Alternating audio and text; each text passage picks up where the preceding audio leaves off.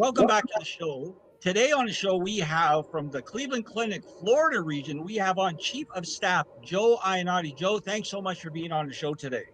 Thank you, Jay. Looking We know forward you're, to the yeah, talk. we know you have such a busy schedule, so we really appreciate you taking out the time of your busy day to spend it with us, the Disability Channel. Thanks again. Pleasure's mine, Jay. So let's talk a little bit about your title, Chief of Staff, and let's roll it into the Cleveland Clinic and tell us a little bit of your day-to-day operations at the Cleveland Clinic, Joe, and then we can talk further about the Cleveland Clinic and the millions of people that you guys support and help daily. Well, the Cleveland Clinic has many different parts of its health system, some in the U.S., some abroad. Cleveland Clinic, Florida is 5 hospitals. So my job as Chief of Staff is to oversee all clinical care activities at all of the hospitals, as well as all of our clinics and outpatient surgery centers. So the entire part of the Cleveland Clinic in Florida is under my oversight as it relates to clinical care. Speaking of Florida and the Cleveland Clinic, you must have your hands full regarding the hurricane. I know it's not in Florida, but it was in Louisiana, so relatively close, of course, with COVID now. Can you tell us a little bit of some positive signs on what's going on with the COVID, or what your take on it down in Florida is, Joe, without getting negative, because there's so much negativity in the world today. We don't really need any added to it. That's for sure. Well, as everybody knows, Florida, a lot of the southern states have been hit pretty hard with this third wave of COVID activity with the Delta variant. And so our hospitals here in Cleveland Clinic, Florida, have been equally hit with having a lot of patients in the hospital. So we have about just over 1,000 beds within Cleveland Clinic, Florida, and we hit a point of having about 40% of those beds occupied by patients with COVID. So that's been a big strain, both in terms of taking care of those patients, as well as taking care of patients that need either surgery or hospitalization electively for non-COVID related activity. So we've managed it well. I mean, we've been prepared for that. Obviously, we had experience with dealing with the COVID pandemic in March of last year, April of last year, throughout 2020. So, you never quite get used to doing it. It's been a big stress on the caregivers, and particularly those in the ICUs and the emergency rooms and on the floors. But we've certainly learned a lot from 2020 in terms of how to manage it. The care that we're able to provide is much, much better now than it was back in the early experience in early 2020. We've learned what works, what doesn't work. The therapies we have are far better now than they were in the early go. Obviously, there's been an extra concern with the hurricane, or the potential for a hurricane. So those that were in Louisiana, I don't know if any of your viewers have watched television, but I'm sure they have. And, there was a lot of difficulties in Louisiana in terms of those hospitals that were hit hardest with the hurricane in terms of what to do with those patients if they needed to be evacuated.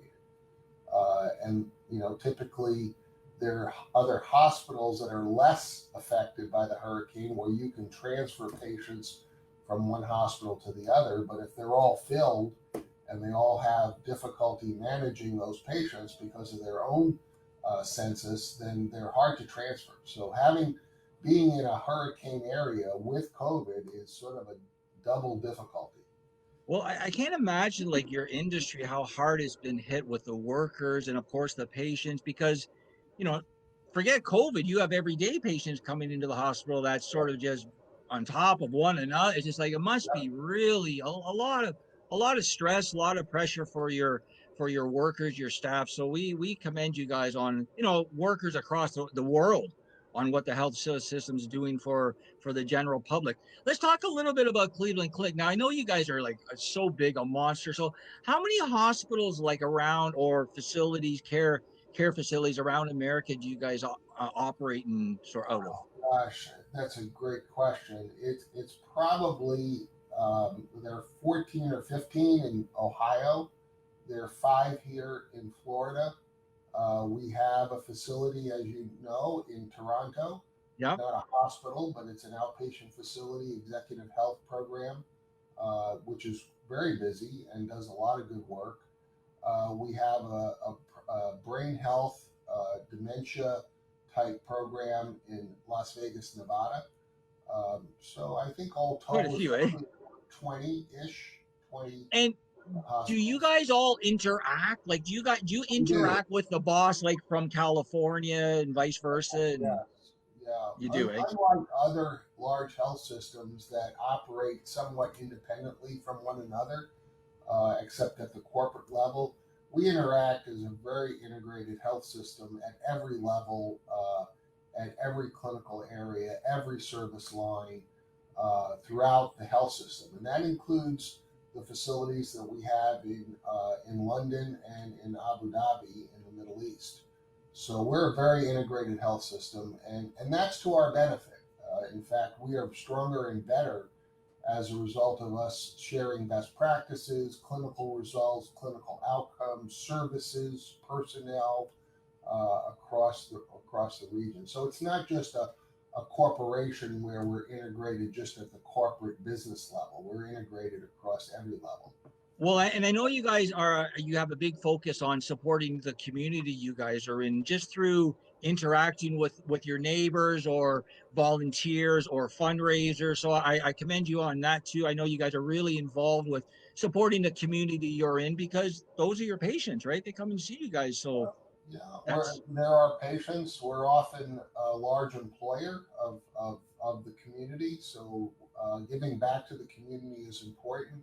We're a not for profit health system, so again, giving back is part of being a not for profit organization.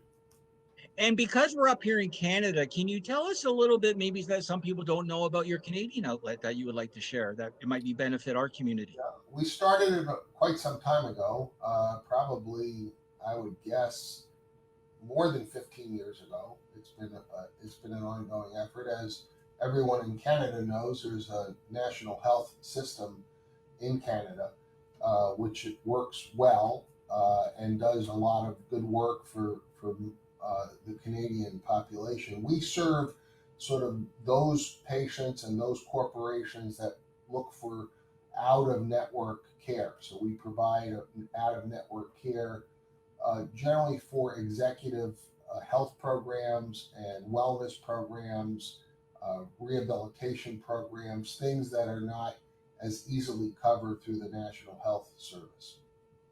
This is great, Joe. Why don't we take a quick break and we're going to come back. And I'd like to talk to you about our connection through the US and Canada. And I want to talk about how you picked this profession about getting into the healthcare. I think it's amazing. And I know just from my own relatives and all that and people I know how tough a business it is. So I want to talk to you about that. But hold on, we'll be right back. You're watching Suite 303. We're on the show today with Chief of Staff Joe Iannotti from the Cleveland Clinic, Florida region. Stay tuned and we'll be right back.